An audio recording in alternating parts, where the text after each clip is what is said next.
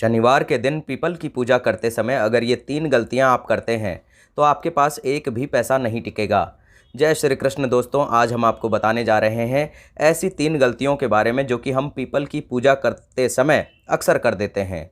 क्योंकि देखिए, कहा जाता है कि पीपल में माँ लक्ष्मी का वास होता है, श्री हरि विष्णु का वास होता है, शनिदेव का वास होता है और समस्त देवी देवता पीपल के अंदर निवास करते हैं। और दोस्तों, साथ ही साथ दरिद्रता का भी निवास पीपल के अंदर माना जाता है और दरिद्रता रोज निवास करती है। ऐसा नहीं है कि सिर्फ रविवार के दिन ही निवास करती है, उनका निवास रोज होता है।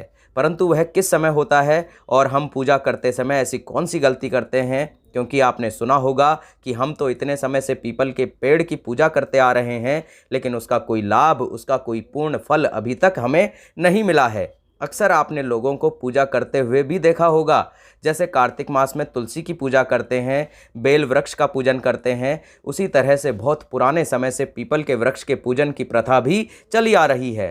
परंतु इतनी पूजा पाठ करने के बाद भी हमें उसके जो फल है वो क्यों नहीं मिलते हैं? आपने कभी सोचा है ऐसा क्यों होता है? जैसा कि आपने सुना होगा, शनि की कुदृष्टि है तो शनिवार के दिन सरसों के तेल का दीपक लगाइए, परंतु फिर भी हमें फल ही नहीं मिल रहा है। देखिए दोस्तों, ऐसा इसलिए होता है क्योंकि हमसे जाने अनजाने में कोई ऐसी गलती हो जाती है जिसकी वजह से हमारे पूजा या कोई अन्य उपाय का आपको पूर्ण फल नहीं मिल पाता है।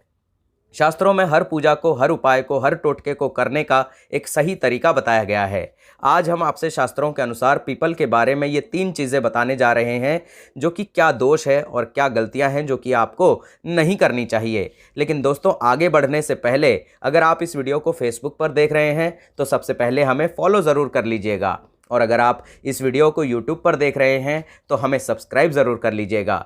तो चलिए दोस्तों, जानते हैं। पहला है कि सबसे पहली गलती जो कि हम अक्सर कर देते हैं वो ये है कि सवेरे सवेरे कुछ लोगों की आदत होती है कि जल्दी जल्दी सुबह उठकर स्नान करके पीपल को जल चढ़ाते हैं। 5 बजे से घंटी बजना प्रारंभ हो जाती है, परंतु सूर्योदय होने के पहले कभी भी सूर्य को जल अर्पित नहीं किया जाता।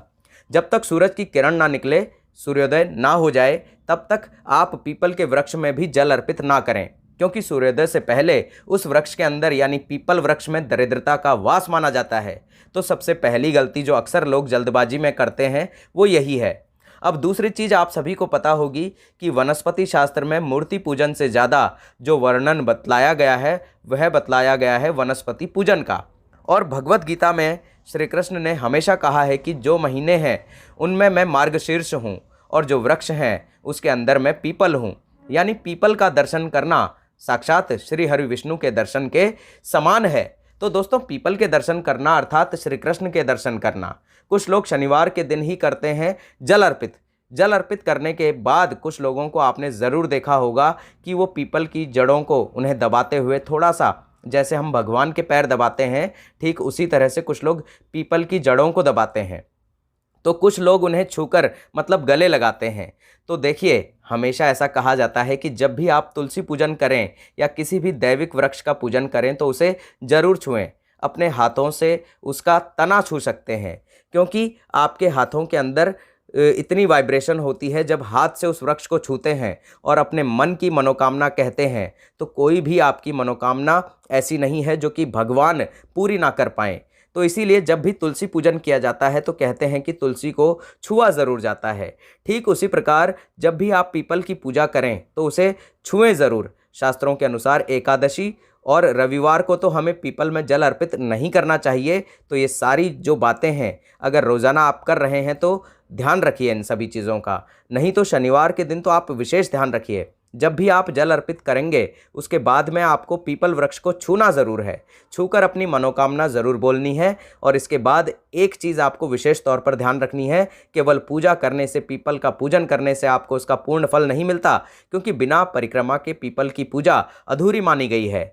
ऐसा हमारे शास्त्रों में कहा गया है। जब आप पूजा कर लेते हैं उसके बाद में आपको परिक्रमा ज़रूर करनी चाहिए। परिक्रमा का अर्थ होता है भगवान के दर्शन के साथ में आपने परिक्रमा करने का पुण्य फल प्राप्त कर लिया है। यानी पीपल की परिक्रमा अर्थात साक्षात श्री विष्णु की परिक्रमा करना, जिससे माता लक्ष्मी तो आप पर प्रसन्न होगी ही, साथ ही साथ यदि शनि की कुदृष्टि है तो शनिदेव की कुदृष्टि भी आपसे दूर होगी और इसके बाद में आपको मोक्ष की प्राप्ति भी होगी। इसीलिए कम से कम 7 परिक्रमा आप ज़रूर करिए। केवल पूजा करने से लाभ नहीं मिलता, वहीं आपका लाभ आधा हो जाता है आप कितनी भी पूजा कर लें। लेकिन अगर आपने परिक्रमा नहीं की है तो आपको पूजा का पूर्ण लाभ नहीं मिलेगा।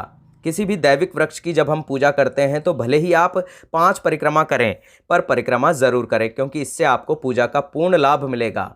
इसके बाद एक गलती जो लोग अक्सर भूल चूक से कर देते हैं, वो ये है कि कई बार हम परिक्रमा करते समय गलती करते हैं, क्योंकि 10:30 बजे तक श्री हरि विष्णु का वास माना जाता है और 10:30 बजे के बाद उनका समय खत्म हो जाता है और पितरों का समय शुरू हो जाता है। तो कोशिश करिए 10:30 बजे से पहले पहले पूजन कर लीजिए, जल अर्पित कर दीजिए और परिक्रमा कर लीजिए, क्योंकि उसके बाद पितरों का वास शुरू हो जाता है। उसके बाद में वृक्ष की परिक्रमा नहीं की जाती। और एक चीज़ का विशेष ध्यान रखिएगा कि अक्सर हम लोग बड़े बड़े शहरों में देखते हैं कि वृक्ष नहीं मिलता तो लोग गमलों में इसे लगाकर ही पूजना शुरू कर देते हैं। तो यह गलती आपको कभी भी नहीं करनी है। पीपल देवीय वृक्ष है। पीपल जो सबसे पुराना वृक्ष होता है, और शास्त्रों में स्कंद पुराण में पीपल वृक्ष को कल्प वृक्ष भी बतलाया गया है। यदि आपके पास स्कंद पुराण है तो उसे ज़रूर पढ़ के देख लीजिए, क्योंकि यह बहुत छोटी छोटी गलतियां हैं जो लोग अक्सर भूलवश कर दिया करते हैं।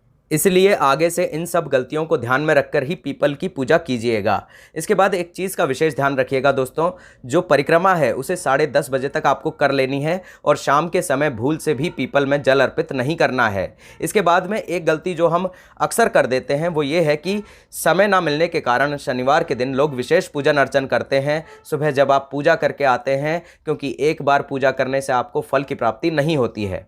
सुबह पीपल में मीठा जल अर्पित किया जाता है और दूध के अंदर कुछ भी मिश्री बताशा जल मिलाकर आपको अर्पित करना होता है। इसके बाद में शाम को कच्चा दीपक लगाया जाता है। कच्चा दीपक अर्थात शास्त्रों में आटे के दीपक की महिमा बहुत ज़्यादा बतलाई गई है। यदि आटे का नहीं बना पाते हैं तो फिर मिट्टी का दीपक बना लीजिए। लंबी बाती का सरसों के तेल का दीपक जलाया जाता है और विशेष मनोकामना पूर्ति के लिए आटे में गोल बाती का घी का दीपक जलाना चाहिए, क्योंकि पीपल के नीचे अक्सर गोल बाती का ही दीपक जलाया जाता है। परंतु अगर आप शनि की कुदृष्टि से पीड़ित हैं तो लंबी बाती का दीपक जलाया जाता है और किसी मनोकामना की पूर्ति के लिए गोल बाती का घी का दीपक जलाया जाता है। शाम को यदि आप दीपक नहीं जला रहे और केवल सुबह पूजन करके ही आ गए तो इस पूजा का लाभ केवल 50% ही आपको मिलता है। तो यही कुछ छोटी छोटी सी गलतियां हैं जो हम अक्सर कर देते हैं और शाम के समय पीपल की परिक्रमा हमें नहीं करनी है। और एक चीज़ का ध्यान रखिएगा कि बहुत ज़्यादा रात्रि के बाद में पीपल के वृक्ष के नीचे नहीं जाया जाता है। मतलब आप बहुत से बहुत 7:30 से 8 बजे के बीच पीपल का पूजन कर लीजिए, क्योंकि बहुत ज़्यादा रात्रि में दरिद्रता का वास बतलाया गया है, जो पीपल के नीचे बहुत ज़्यादा रात्रि में मत जाइएगा। और रविवार के दिन भी नहीं जाया जाता है और ना ही रविवार के दिन पीपल का पूजन किया जाता है। तो ये कुछ छोटे छोटे से नियम थे जिसको अक्सर लोग जाने अनजाने में भूलवश में तोड़ दिया करते हैं। तो अब से इन नियमों का ध्यान में रखकर आप पीपल का पूजन करें, जिससे आपकी हर मनोकामना पूरी होगी और आपके घर में हमेशा हमेशा माँ लक्ष्मी का वास बना रहेगा। ये तमाम जानकारी जन रुचि को ध्यान में रखकर दी जा रही है दोस्तों। ज्योतिष और धर्म के उपाय और सलाह को अपनी आस्था और विश्वास पर ही आजमाएं। और इस वीडियो का उद्देश्य मात्र आपको बेहतर सलाह देना है। इस संदर्भ में हम किसी भी प्रकार का कोई दावा नहीं करते हैं। दोस्तों, आज की ये हमारी वीडियो अगर आपको अच्छी लगी हो तो कमेंट बॉक्स में राधे राधे लिखकर वीडियो को सबके साथ शेयर ज़रूर कर दीजिएगा।